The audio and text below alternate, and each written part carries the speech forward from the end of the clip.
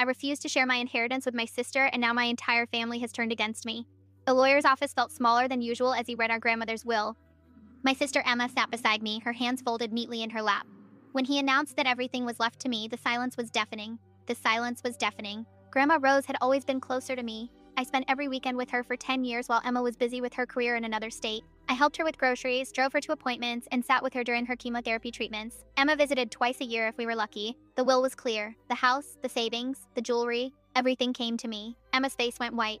She stood up so fast her chair scraped against the floor. "This is ridiculous," she said, her voice shaking. "Mom, tell her she has to share."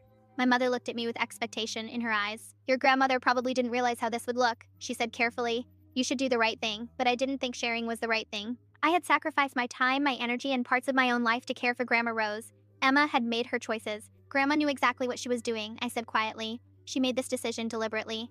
Emma's husband called me that night. His voice was cold and calculated. "You know Emma helped pay for your college, right?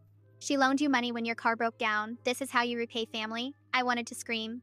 Yes, Emma had helped me years ago, but I had paid back every cent, and none of that changed the fact that I was the one who held Grandma's hand in the hospital. I was the one who cleaned her house and cooked her meals and listened to her stories about Grandpa for the 1000th time. My parents invited both of us to dinner the following week. I knew it was an ambush before I even arrived. My father sat at the head of the table, his expression stern. "We need to resolve this," he said. "Family is more important than money." Emma had clearly been crying. Her eyes were red and puffy. "I just don't understand how you can be so selfish," she said. "Half of that money would change my life. We're struggling with the mortgage, and Tyler needs braces." I felt the guilt pressing down on my chest, but I also felt angry. "I'm not responsible for your financial problems," I said. "And this isn't about money. This is about Grandma recognizing who was actually there for her." My mother gasped like I had slapped her. "How dare you suggest your sister didn't love her grandmother?" "I'm not saying she didn't love her," I replied, my voice rising. "I'm saying she didn't show up. Love isn't just a feeling, it's action. It's sacrifice." The dinner ended with Emma storming out and my father telling me I was being cruel. My mother cried. I drove home alone, my hands gripping the steering wheel so tight my knuckles went white.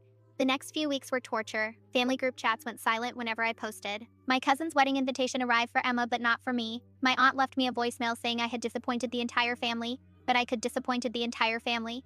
I started to doubt myself. Maybe I was being selfish. Maybe I was being selfish. Maybe blood was thicker than water and I should just give Emma half to make peace. I sat in Grandma's house, surrounded by her things, and tried to imagine what she would want. Then I found her journal in the attic. The entry from 3 months before she died was clear. "I hope my granddaughter understands why I made this choice. She earned every bit of this, not through expectation but through love. I want her to know her time mattered." I took a photo of that page and sent it to the family group chat. I added one message: "I'm respecting her wishes." If that makes me the villain in this story, I can live with that. The responses were mixed. Some family members went quiet, others doubled down on